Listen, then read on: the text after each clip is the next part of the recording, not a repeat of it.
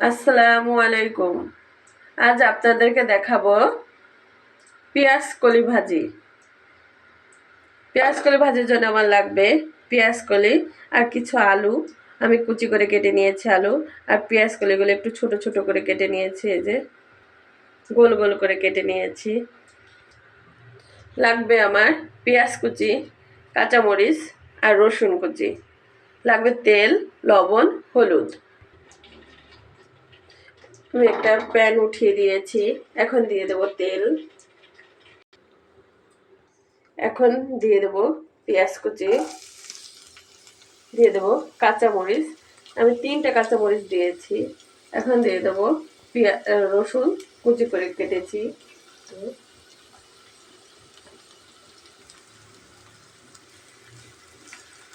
পেঁয়াজ পেঁয়াজ রসুন আমি ভালো করে ভেজে নেব। এই ব্রোকলি ভাজাতে পেঁয়াজ অল্প দিলেও কোনো সমস্যা নেই, কারণ ব্রোকলিতে পেঁয়াজ যে স্বাদ, পেঁয়াজের একটা ঘ্রাণ, এজন্য পেঁয়াজ অল্প দিলেও কিছু হয় না। আমি কাঁচামরিচ মাত্র 3টা দিয়েছি।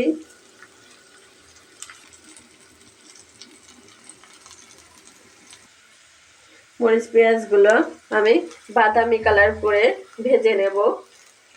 দেখুন আমার মরিচ পেঁয়াজগুলো ভাজা হয়ে গিয়েছে। এখন আমি এই যে পেঁয়াজ কলিগুলো দিয়ে দেব।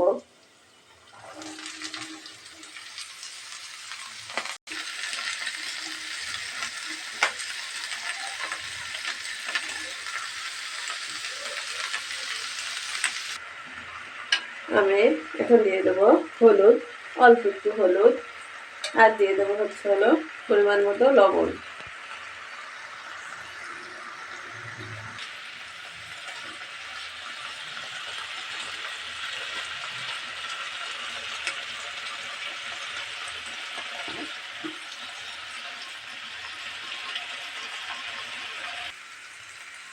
পেঁয়াজ কলিগুলো আমি আস্তে আস্তে করে ভেজে নেব। এই যে আমার ভাজা হয়ে যাচ্ছে। এই যে আমার ভাজিগুলো প্রায় হয়ে গিয়েছে। আমি কোনো ঢেকে দেইনি, কোনো পানি দেইনি, এইভাবে আস্তে আস্তে করে আমি ভেজে নিয়েছি।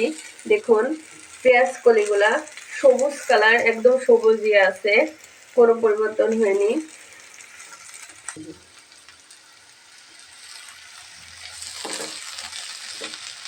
আমার ভাজিটা শেষ হয়ে গিয়েছে করা, আমি এখন নামিয়ে ফেলবো। আমার পেঁয়াজ কলি ভাজা হয়ে গিয়েছে। দেখুন আমার পেঁয়াজ কলিগুলা একদম সবুজ কালার রয়েছে। আমি অনেকের ভাজি করে দেখি, কিন্তু এরকম কালার থাকে না, অন্য কালার হয়ে যায়। এভাবে করে খেয়ে দেখুন, অনেক টেস্টি হয়। অনেকে পেঁয়াজ কলি ভাজি করে, কিন্তু এইভাবে কেউ করতে পারবে না। এইভাবে করুন, আমি যেভাবে করেছি খেয়ে দেখুন, অনেক মজা লাগবে। আমি খুব অল্প জিনিস দিয়ে এই ভাজিটা করেছি এবং অল্প সময়ে করেছি। আর এভাবে ভাজিটা করুন। আল্লাহ হাফেজ।